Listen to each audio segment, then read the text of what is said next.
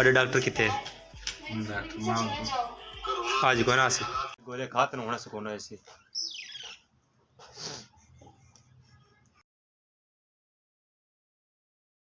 अस्सलाम वालेकुम गाइस, क्या हाल चाल है? उम्मीद करना तुसो सब ठीक ते तुहाडी दुआ दे नाल मैं भी ठीक हाँ। ओ एक बार ता सजण दसावा सतर के लगदे सोने होठा चू फरमावा सतर के लगदे। गाइस वैसे मैनू ना रोटी शोटी पकाने इतना पता कोई नहीं है। और रोटी मेरी सोहनी राना आप तो हुण पई है तू बिस्तरा मालते ओ मैं पकेंदा बैठा रोटियां मैं विचारा किडे जावा। गाइस अल्लाह दे हुक्म नाल अपनी दूजी रोटी तैयार होंदी पई तुहानू सामने नजर आंदी पई सी। ए वेखो ए मैं रोटी पकाई है, रोटी दे स्टाइल चेक करो केड़ी सोहनी मैं रोटी पकाई है। देखो माशाअल्लाह ए रोटी मैं पकाई है, ठीक हो गया। ते ए आटा भी मैं मल्ला सी ते ए आटा भी मैं इस आटे च मद पकांदा बैठा। ये सारा खिंडाई भी आटा मैं बैठा ते ओ मेरी बेगम साहबा सुकून सुते पे तो नजर आंदे पे सामने। ए वेखो ए खेड़ दे बैठे सारे। ओए छड़ दो मां दी जान पर हो जाओ उन छोदी बीमार है उन समझ आराम नाल। मैं सिर्फ इस गल तो परेशान हाँ कि मेरी सवाणी रोज रोटियां पकांदी है ते मैं सकून नाल बिस्तरे बैठ खाना होना ते अज जेल्लै मेरी पकाने की वारी ते मेरी फिर अग ही नहीं बलदी। रोटी के कच्ची रोटी पई है 1.5 घंटा के उत्ते रखी ते हाल तक पकदी नहीं पई। थले अग बाल ते अक्का बेटा अग बलदी नहीं पई, बड़ी मुश्किल अग बलदी पई है। ये हालात है बैठे मेरे ते गाइस मैं हुण बनांदा पिया एक वड्डा सारा पराठा जिहड़ी 3 रोटी वाला पराठा होंदा। ठीक है गाइस अपना पराठा बिल्कुल तैयार हो गया है, वेखो बिल्कुल तैयार है, ठीक हो गया। हुण इहनूं मैं खमना ते मज़े नाल ये वेखो ये तैयार होया पिया अपना पराठा। ये मैं खुद पकाया है, यकीन करो मेरे ते। रोटी अपनी गर्मो गर्म तैयार हो चुकी है, ठीक है। ये गया तवा तो हुण तले ए तवा भी है ठीक हो गया। हुण आप इसते कटने भीड़ उस तो बाद देसो आप बौखर टेंशन लवणे वाली बौखर लेने वाली मेरे वास्ते पई है। तो गाइस मैं हुण रोटी खांदा पिया, ठीक हो गया। मेरे बालों का रोटी खा ली ने उन्होंने तो मैं पका दी सेवियां, जिवें तुहानूं पता है सेवियां पका दी तो उन्हें 3 जना सेवियां खा ली तो मैं आप दसते आप रोटी पका के खा दी है। लो भाई दोस्तों मैं हुण रोटी खा ली, ठीक है, तुहाडे सामने वेला हो गया। तो हुण मेरा काम सिर्फ ये छोटे जिहा रहिंदा है भाई। ये जिहड़ा गंद खराब मचा पे ना तले तले ये सारी सफाई करने वाली पई है, जिहड़ी सफाई हुण मैं देवनी है बौखर, सिर्फ बौखर देवनी है। तो वत उस तो बाद मैं सर्वेसा डॉक्टर अपना साहबा की दवाई लै देसा। तो सुनाओ की हाल चाल? बड़ी दर्द है जी। हैं बहुत दर्द है। दर्द है हाली में मुंह बड़ी बड़ी बड़ी दर्द है इंदे मुंह बड़ी दर्द है। कल दाड़ पटाई है ना इंदे मुंह बड़ी दर्द है, ठीक है। मैं हुण झाड़ू झूड़ फेर लवां, ठीक हो गया। तो बात आप डॉक्टर ने सड़वे ने तेन दवाई लै दसो, अल्लाह खैर करे से ठीक हो जासी। ते गाइस मेरी ना बौखर देने वाला रह गए, ठीक हो गया।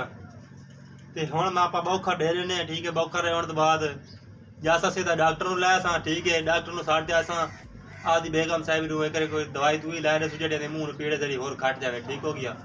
उस तो बाद मैं फ्रैश हो ते दुकान पर आई सा।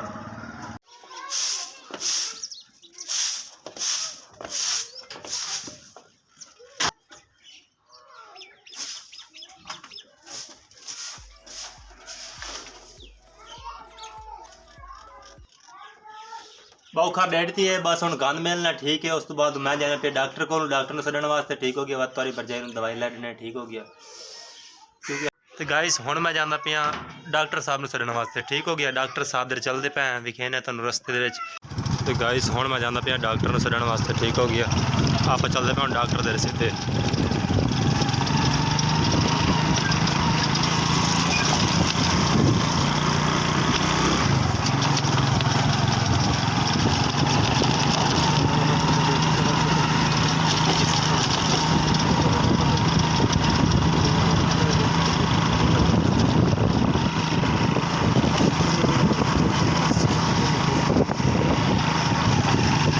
आप हुण मेन रोड ते आ गए, ठीक हो गया। मेन रोड ते जा रहा मैं डॉक्टर नूं सदन वास्ते, ठीक हो गया।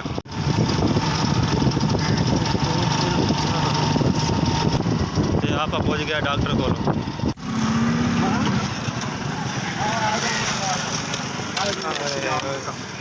अस्सलाम वालेकुम डॉक्टर साहब, क्या हाल चाल है? बहुत ठीक ठाक। बड़े डॉक्टर कितने?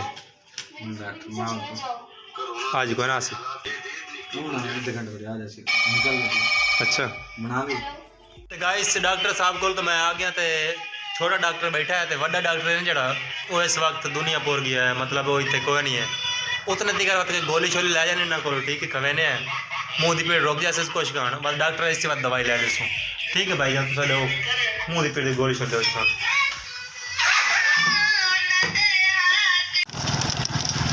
गाइस डॉक्टर साहब तो तुम पता कोई नहीं मिले तो गोलियां ले जाने हम देने मैं घरे वापस आ गया ठीक हो गया फिर दे हम अल्लाह खैर करे सी गोलियां नाल जट ते जट मुँह की पीड़ रुक जासी बात आप दवाई दूई ले दे ठीक हो गया डॉक्टर साहब तक कोई नहीं लो जी मैं घरे पहुँचा हूँ दोबारा पिछा बैग वापस आ गया डॉक्टर साहब तुम पता कोई नहीं पे तो दवाई लें और इसी तौर आराम वास्ते मतलब गोलियां देने हैं उतने तक ठीक हो इसी बात अल्लाह खैर करे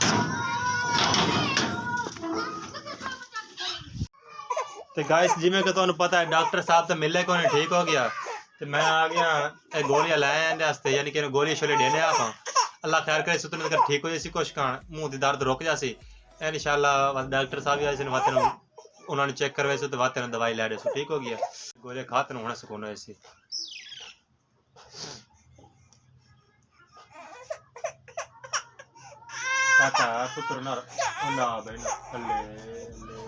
एक तो निक्का जो बाल है मां तो बिना तुहानू पता नहीं रहा मैं भावें चाह ही लावा ना जल्द देर चुप नहीं करता रोंदा रहा मेरे को रोंदा रहा ये सिर्फ मैं इसे को मां के कोल 24 घंटे बैठे रहे चुप रहा तो तुसें दुआ करनी है कि मेरी बेगम जल्दी जल्दी ठीक हो जाए इंशाल्लाह मैं उम्मीद करना तुसा दुआ करे सो ते मैं नाल व्लॉग ही अज बढ़ांदा रहा इस वास्ते व्लॉग बढ़ाया कि यार अगर किसी की सवाणी बीमार होंदी है ना तो दूर ना गया करो रल मिल के काम किया करो तो उन्होंने घल्ला ना छड्डा करो मतलब उन्हें दुख को अपना दुख समझा करो ठीक हो गया इंशाल्लाह मिलांगे किसी नैक्सट वीडियो उतने तक अल्लाह हाफिज़ बाय बाय खुश रहो आबाद रहो।